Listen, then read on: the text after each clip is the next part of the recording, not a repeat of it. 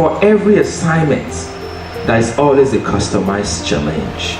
When you stay in the place of your assignment, there is honor. So that the beginner said there is a covenant between physical and metaphysical. When you do the physical, the metaphysical has no choice but to respect the physical.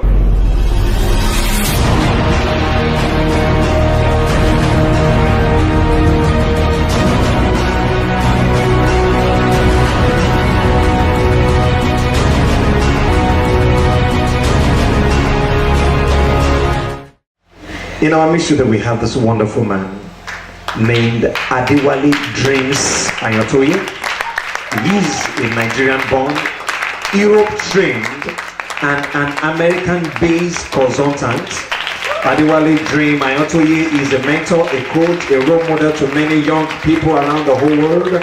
He is the Associate Head of Training, Legal Compliance Square Incorporation, an IT and financial firm in the United States with offices across the whole world.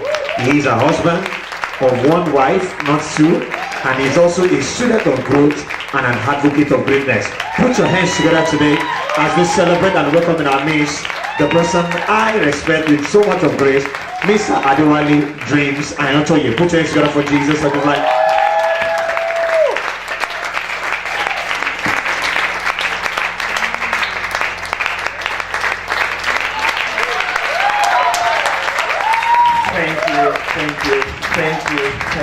Thank you. I can't say thank you enough. I want you all to be seated. Firstly, I want to say thank you to our pastor and his wife. We want to say thank you so much. Myself and my wife, we sincerely say thank you. Yesterday, my wife was asking me how I'm enjoying the Ogbomoso, and I told her like, they actually give you VIP treatment, you know. And she said, can you send me some of the pictures? So I did. And she was like, man, they're treating you right. I said, well, they have some good packaging and they have some nice branding. So, thank you, sir.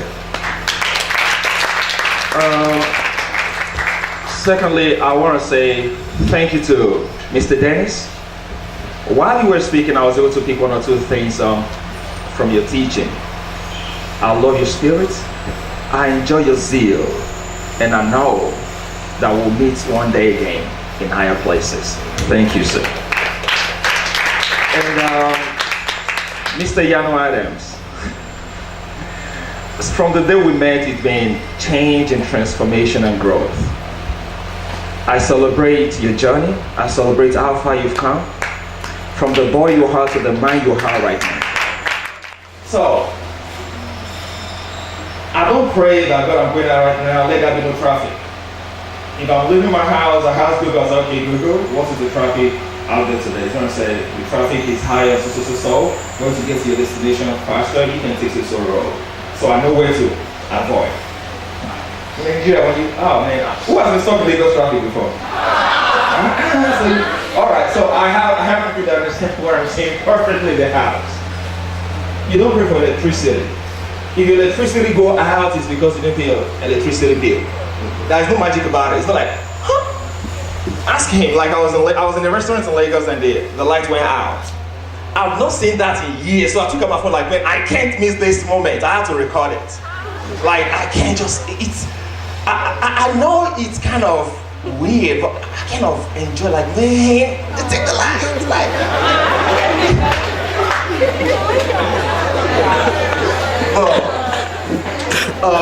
No matter what people say about us, no matter what the media might say, no matter what the current situation of the country might look like, I want you to turn to your neighbor. We're going to say one word. I want you to turn to your neighbor. Tell your neighbor, I am a Nigerian. I am a Nigerian. Tell the person again, I am a Nigerian. I am a Nigerian. Nigeria simply stands for N, means we are natural. I means that we are intelligent. G means that we are great. E means that we are excellent. R means that we are resourceful. I means that we are innovative. A means that we are achievers. Can you celebrate yourself? So, anywhere I go in the world, when people say, where are you from? I'm always say, I am from Nigeria. I don't care the look on your face. I don't care if the first thing that comes to your mind is, oh man, Nigerian prince. They will send you those letters. Like, they're going to scam me and all those. I don't really care. I am proud of where I've come from. I'm proud of my journey. And I'm proud of what God is doing. So it doesn't really matter to me. People are always going to have opinion. Never let people's opinion about you, about your heritage, about where you come from, becomes your reality. Live beyond the zone of what people think. Alright, gentlemen and ladies, I have a very short presentation for you. I don't plan to waste your time. So, and just do me one favor. No matter how boring I am when I speak, try not to sleep, I beg. Like I'm pleading, try not to sleep. And back to the Coca-Cola thing. That was another word. That was the day I was talking to my wife. I was talking to her. And I said, babe, man, you need to see, like, we're watching the Animal Kingdom channel. And I was like, babe, you need to see this crocodile. Like, this crocodile was like, hey, you're like, what? I said, crocodile. And you know, Nigerians, we get frustrated real quick, right? It's not like we're not understanding us. I was like, cool. And she was like, babe, show me a Google, like, what are you talking about? So I showed her the picture, like, crocodile. It's not crocodile, it's crocodile. Like, you got in jobs. Well, like someone said, it's good to marry right. A few days ago she was telling me, she said, baby, you changed my word. I said, no, you changed mine. And it's not because I'm trying to be nice, sexy, and romantic. No. Like, right now, we started from the bottom together and we are building an empire. And every time we go out, we look at like, do you remember when we couldn't afford some of these things? Do you remember when? Man, let me tell you this. My wife sold our car to pay for my citizenship application. My wife has never been on public transport before in her life. As far as the way the system is designed in the United States, by the time you're 16, you get a full driver's license, you start driving at 16. So she has been driving all her life. And she gave up that car just to pay for my citizenship. She couldn't afford to buy some of the things she wanted to buy. And that was the day she, like, the first time she went on bus, she was almost crying. Because she has to, like, find a way. Because she's not used to it. And one day she was coming back from work and it kind of rained. And her shoe turned at the sole of it that the waters were coming in. She came into the house that day and it broke my heart. Because at that point I couldn't work, I was still waiting for my work permit and everything, so I was just like, man, Lord, I've come a long way. I didn't come all this way just for you to disgrace me. And as at the time I was living in Europe, I had a very good life in Europe. Like I had a very good job, well paying and everything. So it's like I gave up everything just to. So I'm like, man, Lord, I know I didn't make the wrong decision because I consulted it before I took this step. So at the end of the day, the first time I had my first paycheck in the United States, that's the biggest amount I've ever made in my entire life. One paycheck. Like, you know the kind of check you receive and you start misbehaving. Like, I received the check and I kind of lost my mind. Like, I was screaming, like, she was like, you haven't even seen anything yet. Man, God bless you. Like, you have not even seen anything yet. And we're still gonna get to so many stories. All right. So the title of my presentation is called Beyond the Spotlight. And can I have something on here because I have nothing to work with, so I'm technically blind. So can I have a reflection here, please? All right. It's called Beyond the Spotlight. When Pastor Popol and I had a discussion concerning this conference, I made him understand, like when we had a long conversation about the Christmas break. As I think I was in Chicago, no, I was in Michigan with a friend for Christmas. And we discussed about the future of Nigeria. we discussed about people that are going to raise the flag beyond the expectations. And when we set the date for this conference, I went back into my, I said, God, give me a word that when I release to these people, they can understand. Because I intentionally told him, I said, I want this conference, the morning session, to be casual. Like, I don't want us to come here in suits and ties, and then you think, man, these guys are gone, like, they're unapproachable. I decided, like, let's come down to each other's level so that we can relate. So that you can understand that I'm just a big brother trying to talk to my youngest and older ones. I know some of you are older than me, man, so I'm going to try and be humble. But if you're not taking anything away from this conference, I want you to understand that your life will never remain the same again. If you're not taking anything away, if my word doesn't impact you, Mr. Dennis' word doesn't impact you, at least let Pastor Hopolan word impact you, please. It's going to be a disgrace if the three or four of us speak and then you go home, they're like, how was the conference? Man, don't mind those guys. They're just beating around the bush. So please. All right.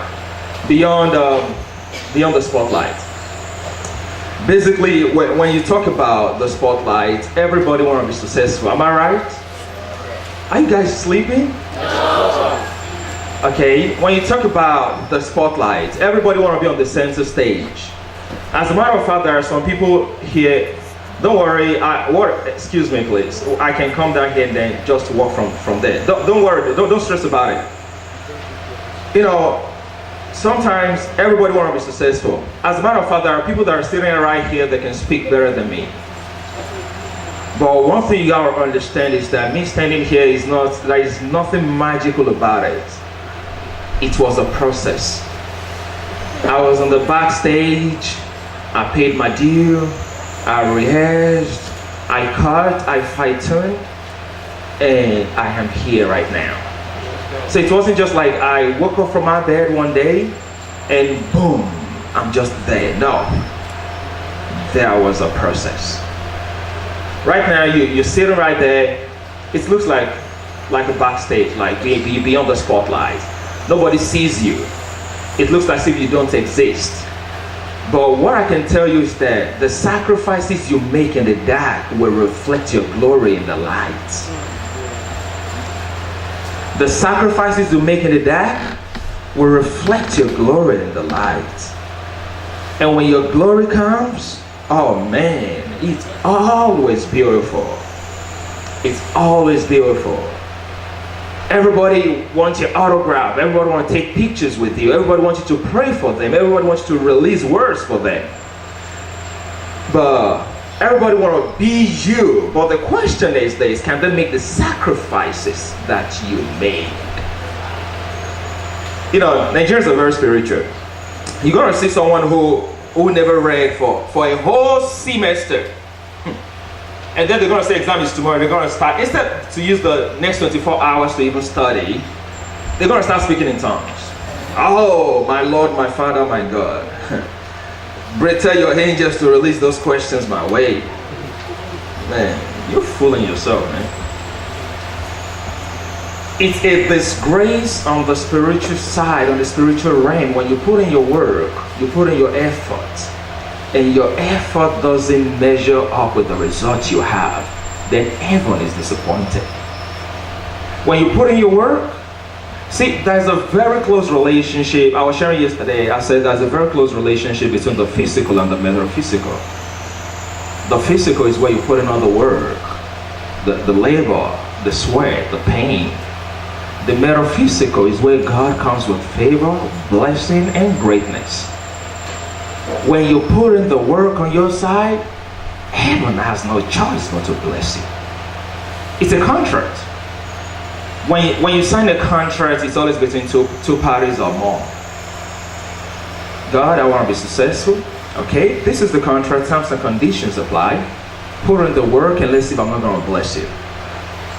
But you sign the contract, you didn't put in the work and you're expecting a reward.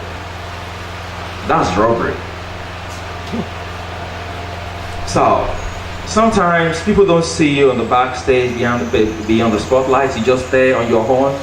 It's always lonely and it's always painful. And sometimes you always want to feel like giving up because that is the easiest thing to do in the world. It's easy to walk away. People walk away from marriages of 15 years. Walk away from kids that they just gave birth to. They walk away from jobs because they have an annoying boss or an annoying colleagues. People walk away from so many things. People walk away from God because the blessing is not coming as at the time they want it to come. It's easy to walk away. But the question is, when you walk away, what are you walking into? When you walk away from the work, the challenges that is meant to take you into the glory and the blessing of God, when you walk away from that process, you're walking into failure. That's why they say there are people that are richer than Dangote in this country. There are people that are richer than Otedola, but they cannot come out to say, I am richer than them, because they didn't get their money through the right process. When you achieve a result by going through the process, you can always beat your chest anywhere, any day, any time, that this was how I did it. There is a satisfaction that comes when you fulfill your side of the contract. That is satisfaction. But when you don't, man, you might be rich, I'm not saying so, but can you stand in front of people and say, this was how I did it? Whatever you cannot share for people to celebrate, then something is wrong. All right, so can you take me to the main page, please? Oh, it works now. All right, thank you. So, the next slide. The process is always ugly. Oh, man. The process is always ugly. Have you ever seen an athlete working out in the gym? Oh, man. I go to the gym and I can tell you, man, sometimes when you go to the gym and the next day, you feel so much pain that you don't want to go the next day. But they still go. Michael Phelps went to the Olympics and he won. In fact, he's the most decorated Olympian in the history of Olympics. And he said, and he's a swimmer, he said the most difficult part of swimming is not jumping into the water. He said he's waking up at 4 a.m. to jump into a cold water. Like, they wake up at 4 a.m. to train and the water is cold. So like, but he said every time he remembers the medals, the gold, the honor that is after this ugly process, it motivates him to dive into the water. And so during the Olympics, everyone was shouting Phelps, shouting his name. It's just natural. People will celebrate you when you've gone through the ugly process. Don't be so quick to embrace the product. Investigate and invest in the process. Everybody want to celebrate you. Oh, Pastor Popola, you have an amazing church. You have a good branding. You have this, you have that. But did they take time to investigate the process before the product? If you go to a factory where things are produced, everybody wants the product. Oh man, the product is nice. But are you taking your time to investigate and then you invest in it? What you don't investigate and invest in, you can never become. Okay, Pastor Popola has this church, another branch in Lagos, and I'm about to start a church. I'm not starting a church though, I'm just saying. I don't want to be a pastor. Pastors listen to all of the problems, challenges, pray for you, speak. Man, I celebrate you, sir. I celebrate you, man. But if I'm about to start a church, I'm going to walk up to him. It's so natural for him to say, man, I love his church, I love how he did things, and I just want to be like him. But the wisest thing for me to do is go close to him, investigate how God used him in doing it, and then invest in his life like, sir, I'm sowing this seed.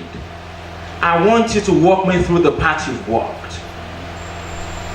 Everybody want to be celebrities. And Nigerians, everybody want to be musicians now. Everybody's dropping singles. Everybody want to be the videos, whiskey, like dropping hits upon hits. But when you listen to their song, you're like, You know, like, man, the people that allow you to produce, edit, cut this song, all of them should be in jail. Like, just in prison, all of them. It's because many people just want to jump out. They don't want to dive in. Before you jump out, you got to dive in first. And your diving in is you investigating and investing. You don't just see, when you jump out before your preparation, you will always gonna miss the accolade. People aren't gonna celebrate you. When you jump out before your preparation, man, you're not gonna have a celebration. There is nothing to celebrate. You're gonna fail, and man, there is nothing more disastrous in this life than failing on the big stage. Because it's gonna hurt you, it's gonna haunt and hurt you for the rest of your life. Someone will bring you up for public speakers and like, that guy, I'll tell you this conference in the Goan show, man, don't even bring him. So, always take the time, investigate, and invest. And I'm gonna tell you this. Can you go to the next slide, please? Genesis. I intentionally started to use Genesis because I know, at least if you don't know the Bible, you know Genesis and you know Revelation. So, at least you know those two. Genesis, my story. And I'm going to be sharing this with you. I said at the beginning, I said I'm still going to pray for you. And said the grace that I receive, you receive it. I used to live in Stadium Road. I used to live in a one-room apartment in Stadium Road. I used to live in a house where my co-tenant happens to be goats and dogs that walk through the passage. I used to live in an environment where the moment you cook and you go into your room without taking the food with you inside, you automatically know in condition. Like some element, you know, like it's a point where you just walk out and you know your pot is missing and you're gonna start laughing and crying at the same time, like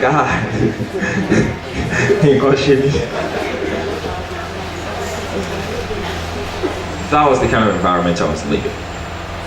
I used to live in an environment where the room I used to sleep in, I have like it's an upstairs, so I used to live downstairs. So the couples that live upstairs, the families, they wake up 5 a.m. They're Muslims, so they always wake up to pray. So they wake up 5 a.m. and they use the toilet. So whenever they flush, the pipe of the flush always pass behind my window. So I smell their shit every day. Like the moment that smell comes in, I know it's time to wake up. Like the sleep is over. And I stayed in a room where, aside the fact that the flush, the wall that is close to my bed absorbs the water from the toilets. So I can't even move my mattress close to the wall. But you can walk into my room and you might not see a television or radio set or anything, but one thing you're always going to meet in every room that I've lived in my life is a library. Man, I read. I have a lot of books. Like growing up, the toys they buy in my house is books. Like I was in GSS1, I was already reading novels that belongs to literature students in the university, and I can tell you what I read. It's not like I just read it. I can interpret what I read. And after the room I was living, someone else moved out of the opposite room. So I was probably thinking, oh man, thank God, that side was gonna be better. So I moved to the other side. That side happens to be like a living room and a bedroom. So they demarcated it into two so that two people can rent the space. The lady that sits in the first room, it was the door that demarcates us so that the door cannot be opened, it's locked out. But whenever this lady have sleepovers, like guys coming in, her ringing tone keeps me up all night. So I'm always like, man, God, what is going on here? Like she's gonna be screaming and shouting like, I'm not even the one doing the thing. Why am I suffering for? Like, why am I suffering for it? And you know, there are some things that are just too embarrassing to go to the person like, hey, can you reduce the volume, you know. And I happen to be very prone to malaria. The house that I lived in, despite the fact that I have nets on the windows, I don't know how these mosquitoes always comes in. Like by 7 in the night, like, we're here tonight, brother. You know. And another part is that there was these big stadium rats that comes into my room. I had a door net, I had everything, I tried to block it out, but for some reason they always find a way to come in. And I don't know, like, these are rats like humans. You close the pot, they hop on it, and then the next day you see like your meat and fish is missing, and you can see their fingers all over the soup. Oh man. You know, it's easy for me to share this now because that was my behind the spotlight stage.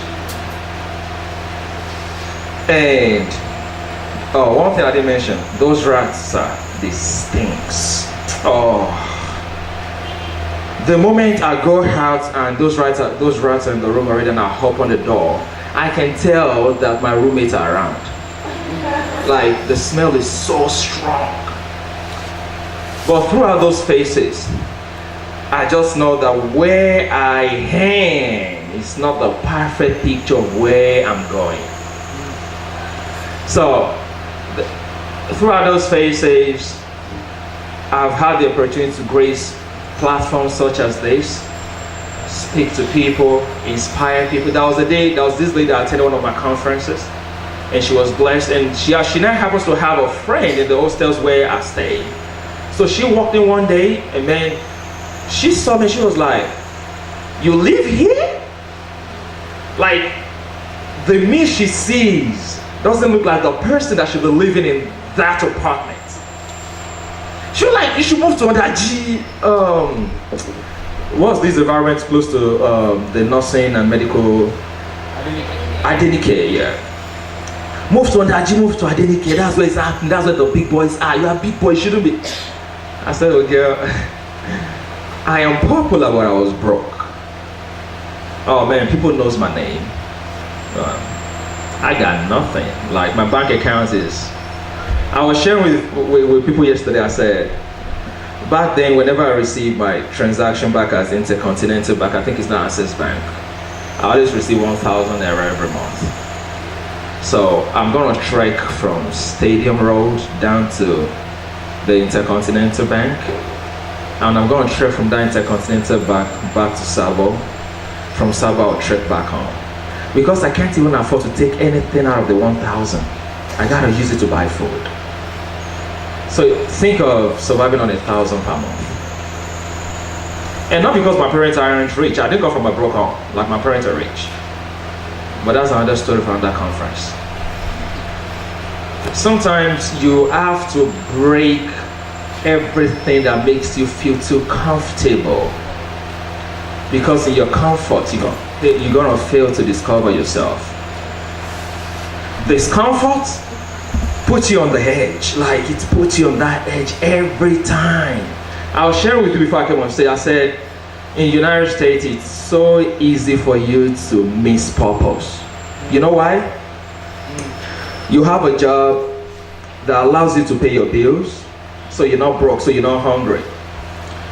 You have a job where you're comfortable, you can buy anything you want to buy, you can travel around the world. So why on earth am I going to be trying to fulfill the purpose after I'm rich? Comfort switch you away from the things God are calling you for. I'm not saying poverty is good, don't get me wrong. Because some people can be so funny that they get home and they sell their TV, sell their generator, sell their rock, like I want to start sleeping on the floor, they say comfort is bad. No, I'm not saying that. I'm just saying in every stage and every phase of life you find yourself, always ask one question: am I fulfilling purpose? Always. Alright, can I go to the next slide, please? Brick by brick. Each breakstone looks beautiful, but collectively it's a masterpiece.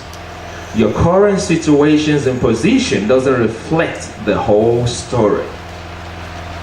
I know there are some of you right now that the moment you leave this conference, you have nothing to eat at home. I know there are some of you right now that you don't even have the bike money. I know there are some of you that you've yet to pay your rent, the school fees. You have so many things piled up and you have nobody to call at home. It can look as if there is no hope. It can look as if there is no future, there is no life. But I can tell you, if you can just be diligent enough to stand beyond the spotlight, pay your due, pay the sacrifices, don't give up. Even when people are telling you you're stupid for still believing, don't give up. When you stay in that moment, those same set of people that said you're an idiot for standing in that position, you're an idiot for not being a runs girl, you're an idiot for not being a Yahoo guy, you're an idiot for not buying the flashy things and living expensively and doing the rituals and the stupid things they're doing, those same set of people are going to come work for you someday. It's just simple. It's just simple.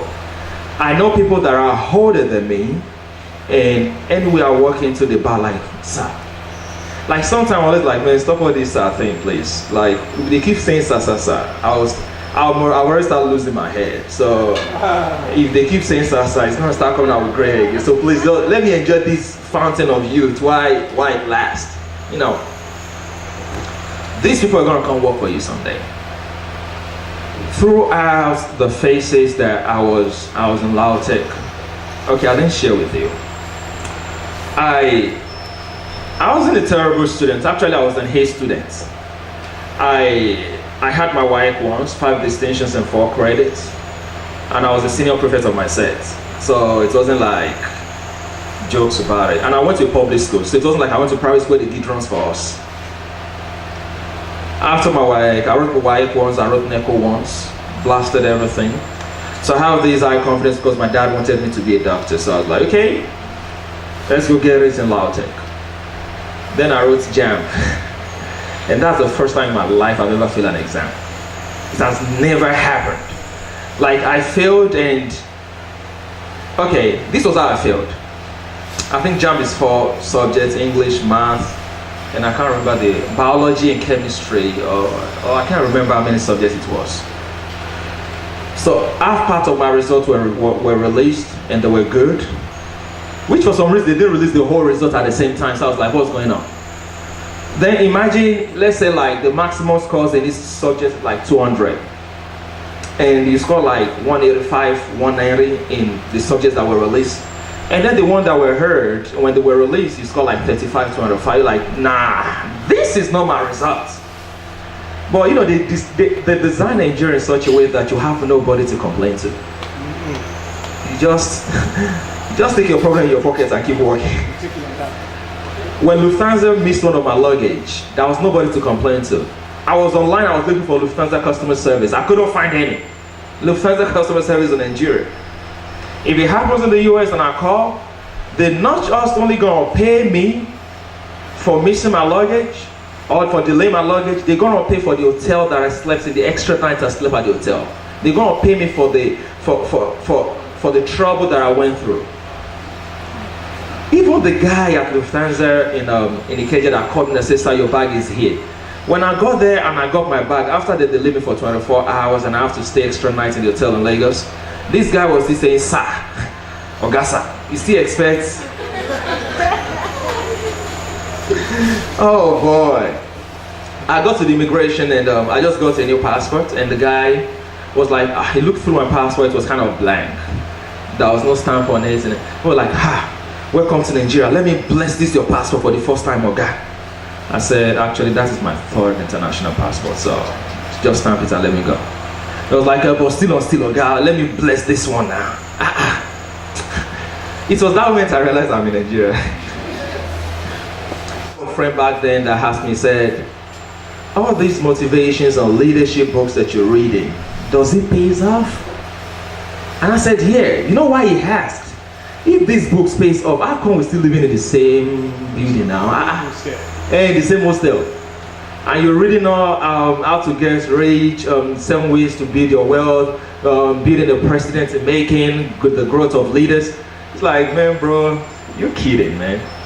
Like, we live in the same room, we share the same food? You're kidding. This book aren't changing your life. Recently, when I heard I was coming home, he said, bro, I remember back then. See, I told a friend of mine, I said, my success is not really a testimony. I think because people expect me to succeed, so they were not surprised that I succeeded. I think if I have turned out to be a failure, they will have been shocked. Because you read all these books, you go for conferences, you invested in yourself, you went through all this, you're brilliant, you're smart, you're intelligent, and you turn out to be a failure. Like, it's not even the same concept. Like, how come? And I told you yesterday, so I said, I'm building a new circle of friends, that the only way you can become part of that circle is by saying, sir, I'm a billionaire. It's a billionaires club. You want to be my friends in the next few months, few years? Just walk up to me and say, I've made my first billion. We're going to start kicking it together. Because, have you noticed that rich people are kind of soft, gentle, they don't fight? Poor people, man, they always have the strongest head, like the very, very stubborn. Because a rich person has nothing to prove. A poor person always want to prove something. I don't know if you have any of those friends that are kind of short and heights. In US we call it short people syndrome. Short people always want to like forget that you're taller than me. Like, it's because they always want to prove something, because nothing because you are tall, I will take you down. But someone that is big just gonna look at you like, I don't even want to start with you. Every situation you're going through, every circumstances you're going through, the dots might not make sense right now, but by the time you finish connecting the dots, God is gonna make a masterpiece out of you. It's just all about following the process. Follow the process. So after I failed the jam, I came for a pre-degree. I failed that one too. Yeah, I failed it. Then, and I come from a very disciplinarian home. Like, my dad is a real disciplinarian. I couldn't tell my dad that I failed.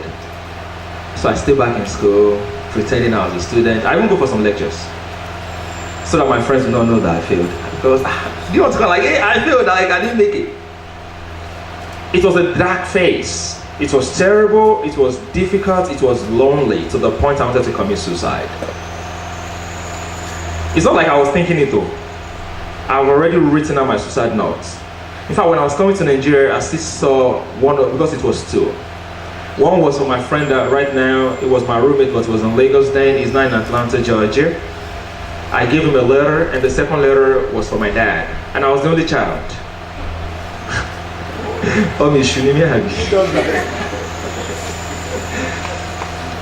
And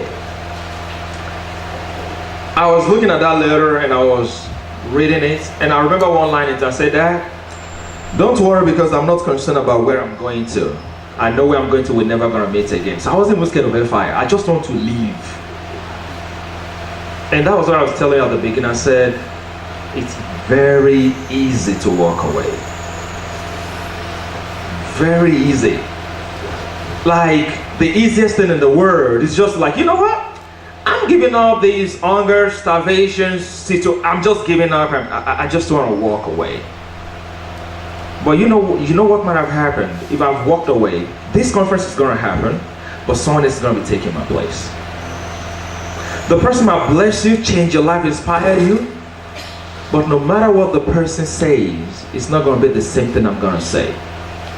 And I said it, I said, for every assignment, there is always a customized challenge. For every assignment that you have in life that God has given you, there is always a customized challenge. That is why your friend will never understand what you're going through. They can only listen to you and pretend they understand, but they don't, because it is not their journey and it is not their struggle. There is always a customized challenge. And one of the biggest mistakes you can make as a person is to think that your problem is unique. Excuse me, please. Is to think that your problem is unique.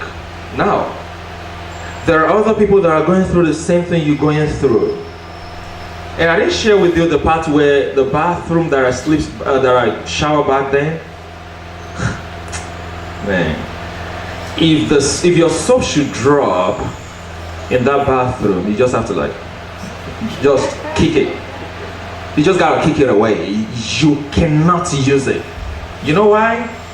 On that floor there are maggots, there are cockroaches. The house doesn't even have a toilet like we should put. So it's what it is. He has seen a picture of where I live now. And it was like, man, where you coming from doesn't even reflect where you're living now. You know you have a beautiful house when your wife walks in from work and you're like, babe, is this where we're living? That's when you know you've made it. That's when you know. Hey, my wife loves to host people. You know why? She loves to show off the house. Come to our house, we'll host you. If you have a ugly house, you won't host anybody. You say, don't worry, I'll block you at that junction. But when you have a beautiful house, you always want to have a house party. Even the people I work with in my company, these guys are rich. They walk into my house and they're like, Wale, you got a bank somewhere? I said, no, man. We work at the same place.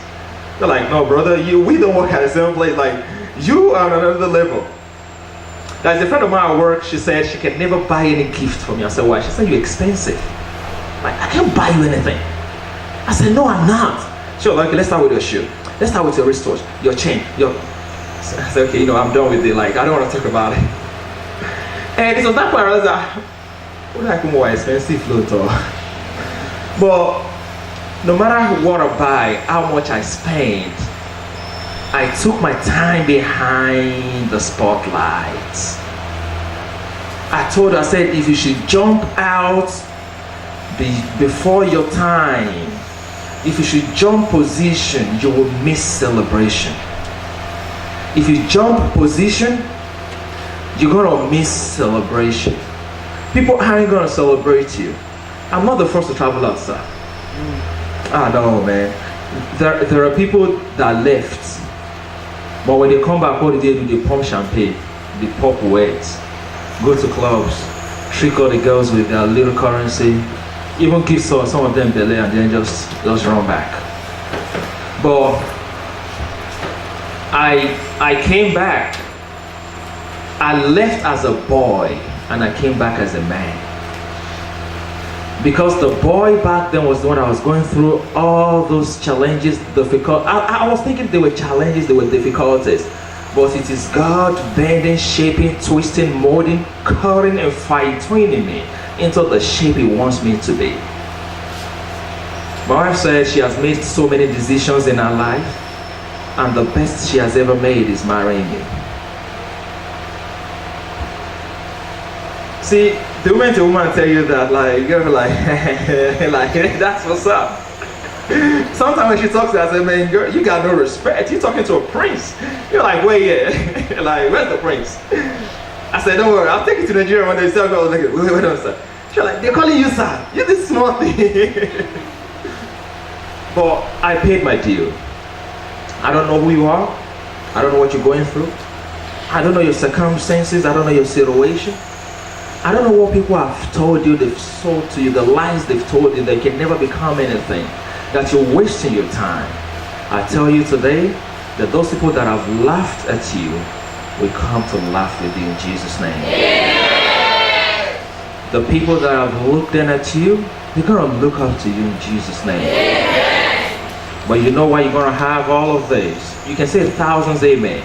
But if you don't take your time to stand behind the spotlights, you're gonna fail. It's just simple. Sir, did you get here overnight? I'm sure there are nights of 3 members, 4 members, night of vigils and prayer, like we confess them.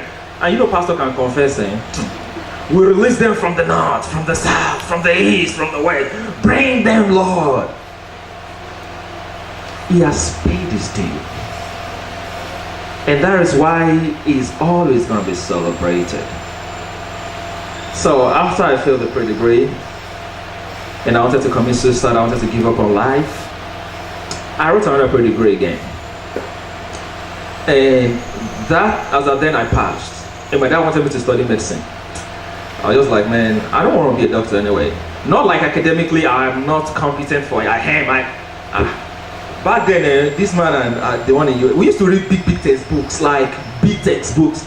Books that you intentionally take to class to intimidate your colleagues. Like when they're reading modern biologies and all these manuals in school, we were reading foreign textbooks.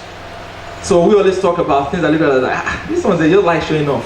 Like sometimes you don't read the book, you just want to take like, see what, just, you know. And I passed the pre-degree, and this time around I decided to study Greek economics. Not because I was scared of the challenges of medicine, but I know that if I should go for medicine, I'm not going to have the opportunity and the time to pursue my purpose. Greek is flexible now. Is it not to read manual? They will send manual to you and already give you a mark for buying the manual. And I was even so broke that I can't even buy the manual. So if the pass mark of the exam is 70 marks and plus manual makes it 100, I've already lost 30 for manual. So I'm going to be chasing the 70 because I can't even buy the manual. So I chase the 70. So when I see some of my colleagues when they score A in class, I'm like, no, you're not better than me. Put us on the same playing field and see how I'm going to dust you guys. So, but today, I can tell you, like, I receive calls from these guys. I receive messages from them, and you know what they always ask me? I need your help. See, you have a friend that is oppressing you right now, let them keep showing off. Because when you arrive, the whole world will know you're around. The whole world will know you're around. Let them, I remember back then where people buy Toyota Camry 1995 edition for after they do Yahoo Plus and all those things, then they start showing off with that Camry. Camry pencil, Camry muscle, end of discussion continue. And you know that's the Nigerian way of naming cars, because the first time I was telling them, I was like, maybe a friend of mine bought this Camry pencil. Pencil? What are you talking about? I said Camry pencil, Camry muscle. As I'm already Nigerianizing her. So now whenever she sees this, babe, I saw a muscle today. I saw a muscle today. The same muscles, the same pencils that this guy ride into oppress, that same muscles and pencils doesn't even qualify for a taxi in the United States. If you gotta drive for Uber, you gotta be using, your car must not be less than 2010 edition. And you know Nigeria can buy cars, they will buy 1992 edition. You know, I was telling myself, so many of the cars that I see on the road when I came, those cars were already being at the recycle on. Like once I recycle it, it's not going to be on the road. So I said, just imagine as I then, if I decided to do what my colleagues did. And I have every excuse to do it. I come from a region where they're not taking care of me. I was the only child that abandoned me. So I'm on my own. I was broke. I got nothing, failed the entrance exam to LAUTECH twice. I walk under the sun from stadium to school. I have every excuses in the book. Like, people will try and understand. Like, they try and go and meet me halfway. But I never did. Even some guy like, guy, you sabi talk, your mouth is sweet. Do this thing now, do Yahoo. In fact, some of them even wanted to start contracting job for me, like helping them write the letters, the poems, for their maga. I was like, hell no. Even in the place of my struggle, challenges, I was still faithful. So can you check yourself and say, in spite of what you're going through right now, that you're still faithful?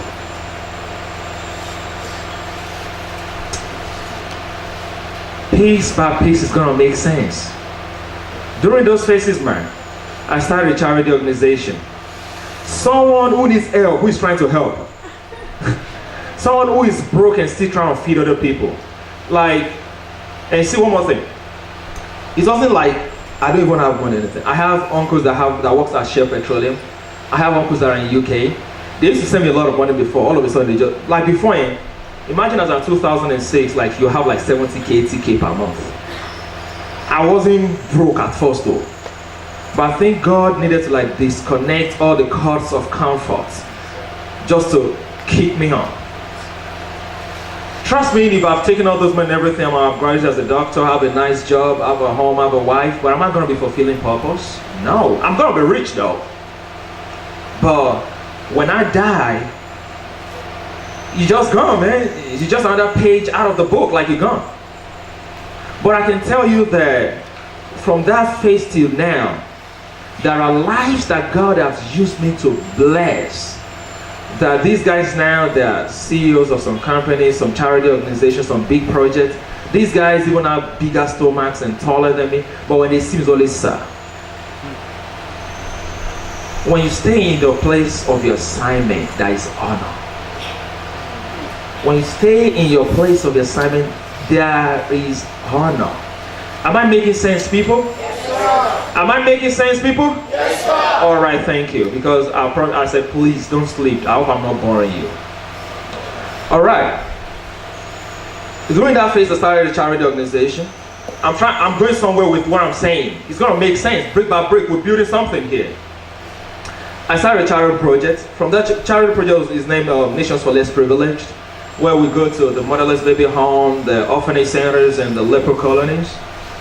After that, I said, there are two types of less privileged. The one that are physically hungry, and the one that are emotionally starved. So I'm like, okay, you know what, since we started buying food for some of these people, I want, like, my job is to build a new set of leaders that's going to take this country to the next level.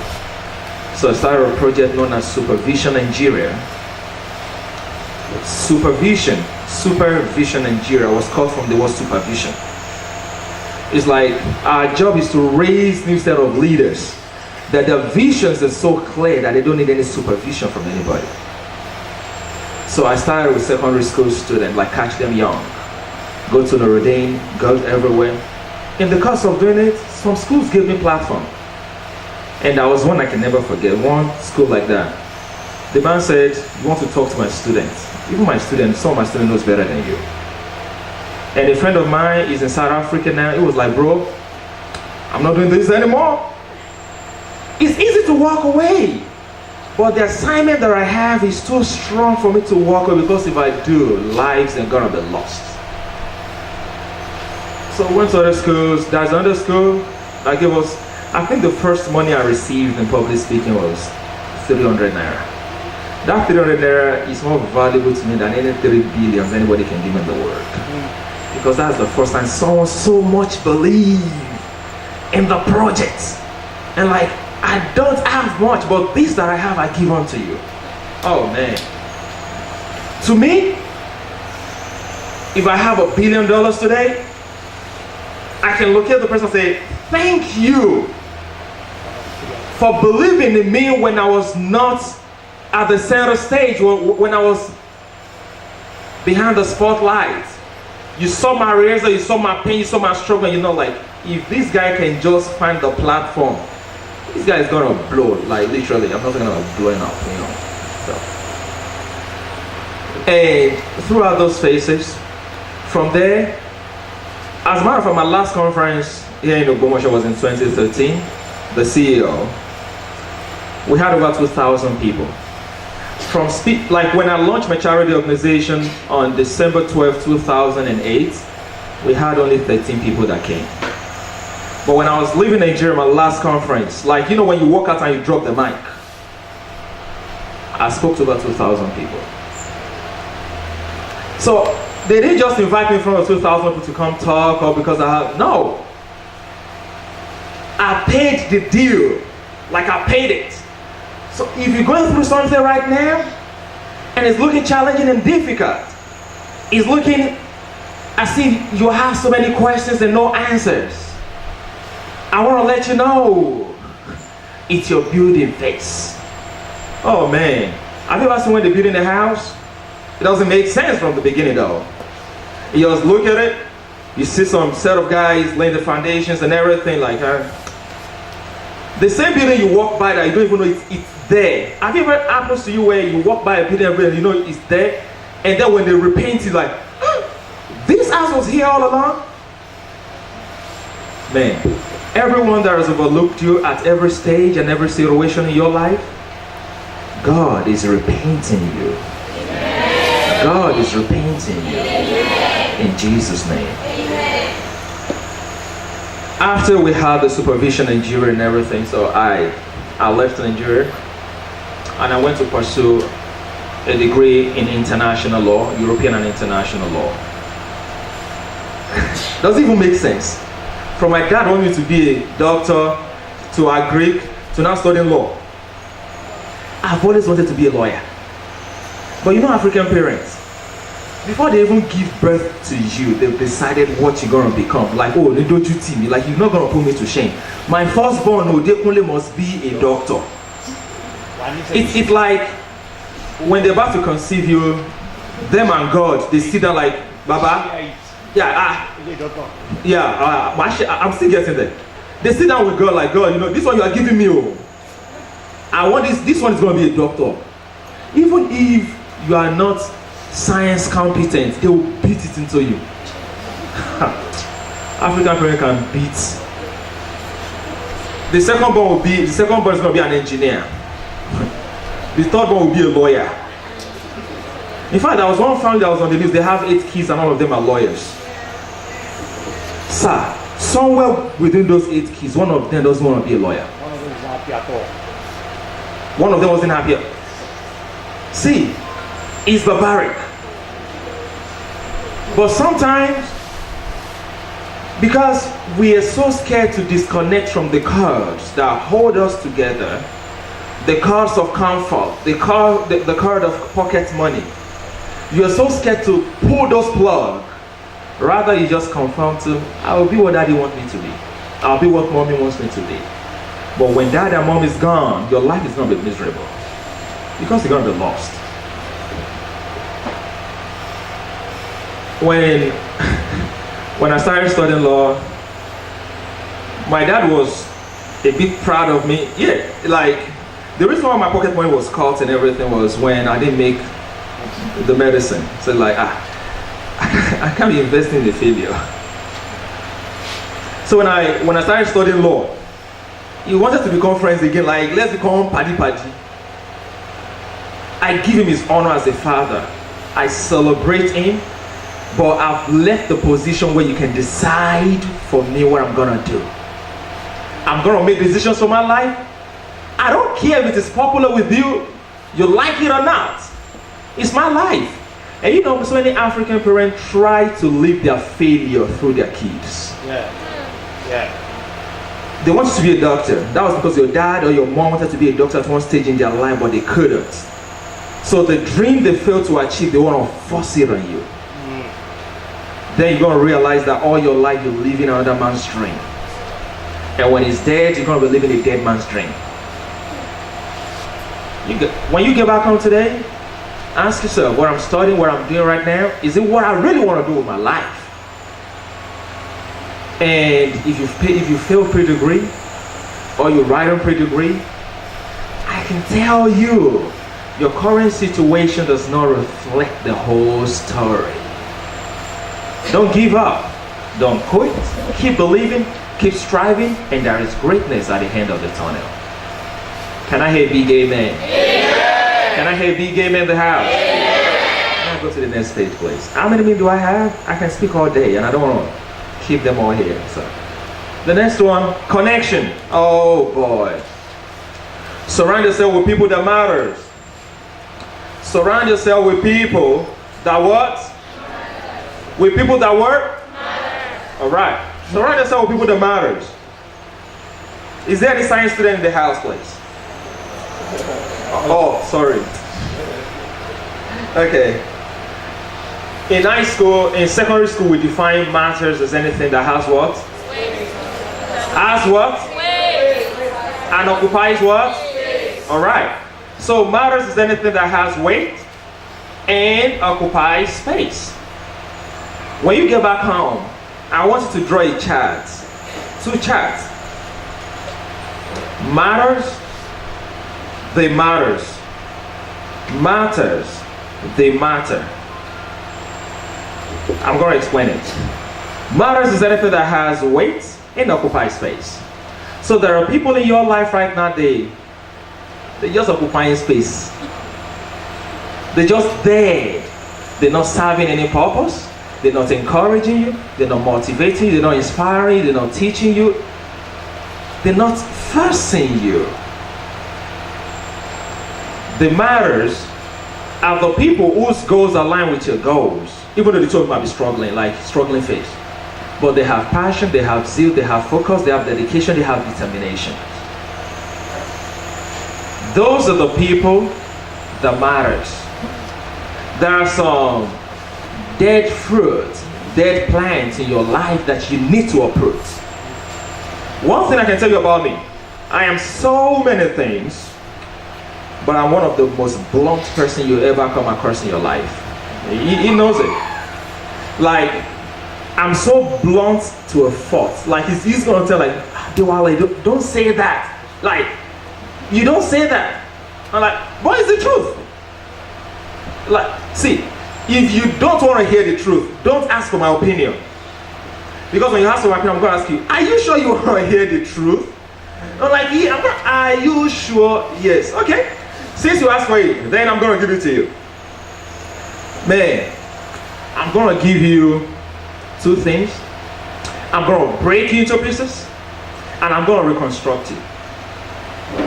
I have a friend that we didn't speak for over 2 years. Not because we're fighting, but because he used to be the matters, but now he became a matter in my life, and I don't build friendship based on past glories. Don't keep friendship based on past glories. Oh man, we used to be cool in primary school, we were cool in high school. But you know, when we go to university, we kind of drifted apart. But because of how many years we've been together, let me just keep the friendship. No. The day values stop being shared in a friendship and a relationship, that is the day it dies. Cut it off. Man, the day your husband starts sharing values, start inspiring, stop sharing values, stop inspiring, stop loving you, you're gonna call it chairman. Why? Like, we didn't start this way at first. So what's wrong? What's going on? What's going on? But at the end of the day, pick out matters and the people that matters in your life. Can we go to the next slide, please? The biggest mistake you can make is to judge your distance based on another man's destination. If you're running the marathon, I don't expect you to run at the length of someone who is running a 100-meter race. Even so, you're going to pass out. So never judge your destination by another man's. Can you go back, please? By another man's destination. Never judge your destiny by another man's destination. It is not all about the destination. Remember to enjoy the journey no matter how rough it is. Because many of us want to be great in life, because you want to make your first billions in life, but you make your first 1,000, you forget to celebrate and enjoy it. Enjoy that moment. Even the Bible says never despise the days of little beginnings. So enjoy those moments. Enjoy it. Enjoy, because if your goal is 1 billion, you're meant to make 1 billion, you're going to be thinking 1 trillion, so you're not going to enjoy it. Celebrate every accomplishment, please. Next page. Expect yourself to make a lot of mistakes. Life and circumstances will make you learn and relearn. Do not panic. Mistake is a part of the process. Sir, you see someone that studied biochemistry in Nigeria and gets to America and start washing dishes. You know why? Because they cannot relearn into the American culture. I have a friend who drives a taxi, and I was like, guy, trying to apply for a corporate job. Like, I'm not like you. What do you mean you don't like me? I'm a Nigerian. You think my English is good? Let an American listen to the way I speak. Like, man, you have an accent. Sir, I don't know if I shared this with you. I started working after I got my work permit. I started working March 6th last year, 6th of March last year. But my company, and I'm not working for a 5-10 people's company. I work for a company where we have offices in Missouri, Atlanta, New York, San Francisco. We have offices in Canada, Australia, Japan, and Great Britain, Ireland, France, and the rest of other places. So it's a very big company, a company of over $20 billion. I started working for this company, and by the time I got a job at that company as well, P&G also offered me a job, Procter & Gamble. So I got 2 jobs at the same time. P&G wanted to pay more. So I'm like, God, this one is an embarrassing blessing. Which one should I go for? And God said, I created you for purpose. You will make money in P&G, but you fulfill purpose at the other company, so go for it.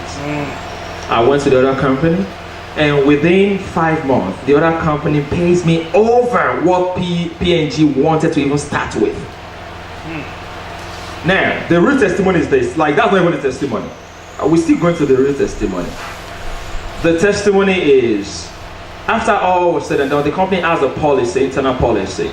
You can never promote or transfer to another department that you start with until after you spend 9 months on your current department. And that rules and protocols have never been broken. Sir, I started from customer service. I was there for 4 months. 4 months. That's like 5 months short of my 9 months.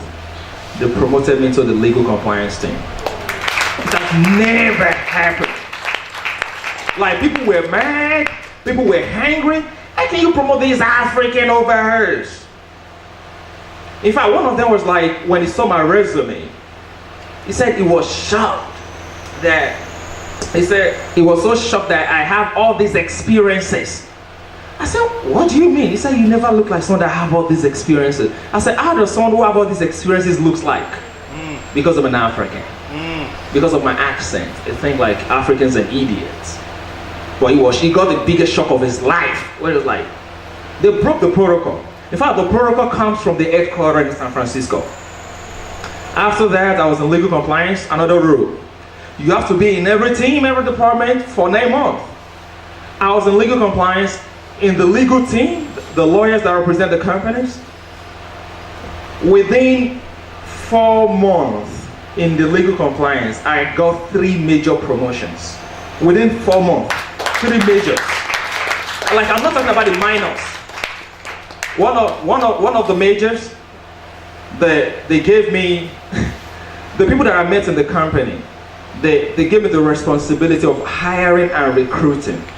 So even though you've been at the company longer than I have, you want a promotion, I gotta interview you.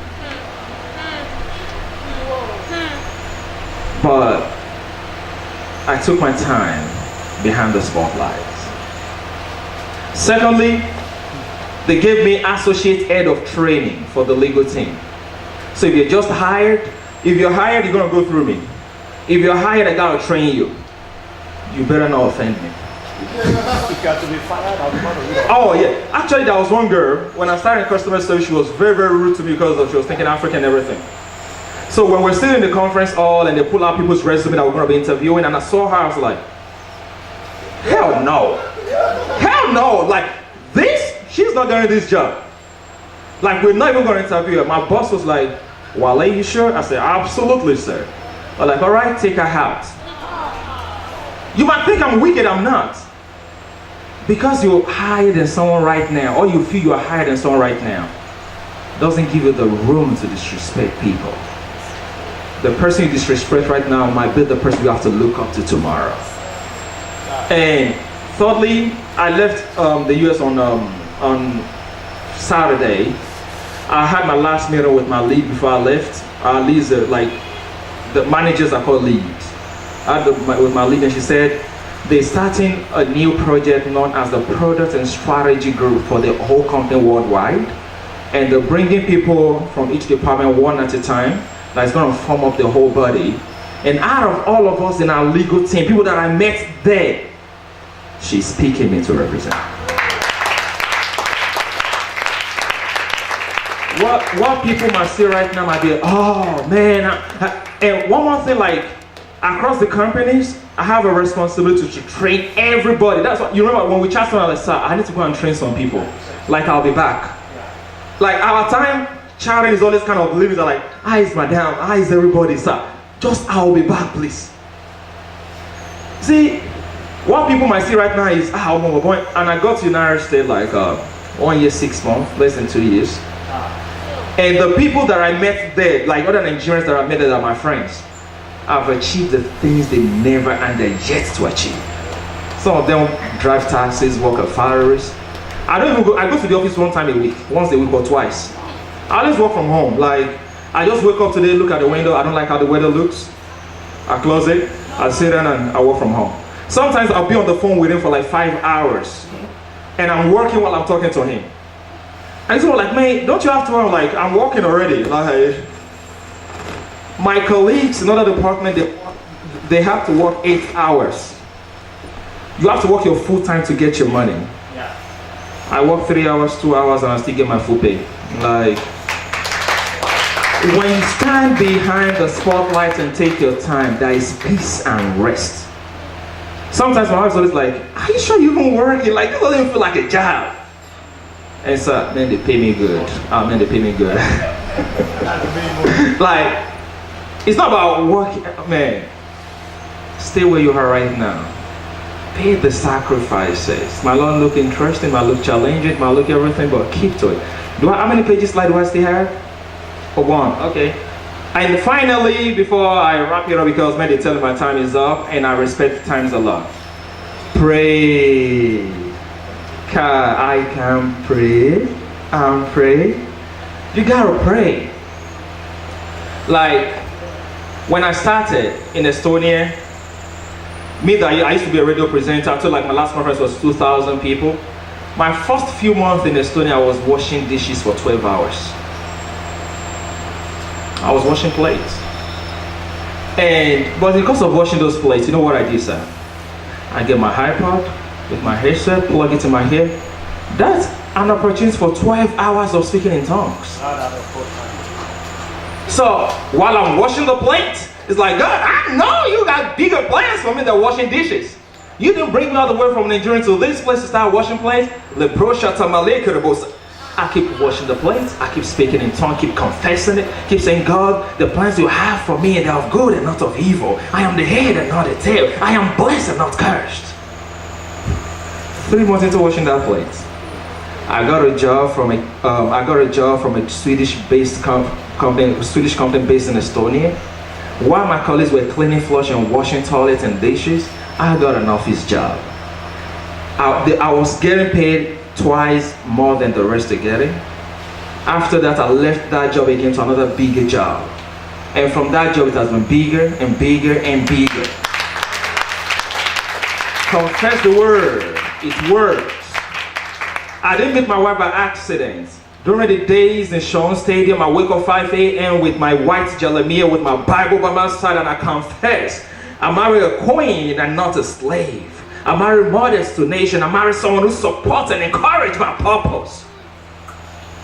Because my kids are blessed, even though I don't have kids yet. I have confessed. It's going to be a disaster if I have kids, and this time is Holy Shele. I've confessed this ahead of them. I have children of peace and not children of sorrow. My house is blessed and not cursed.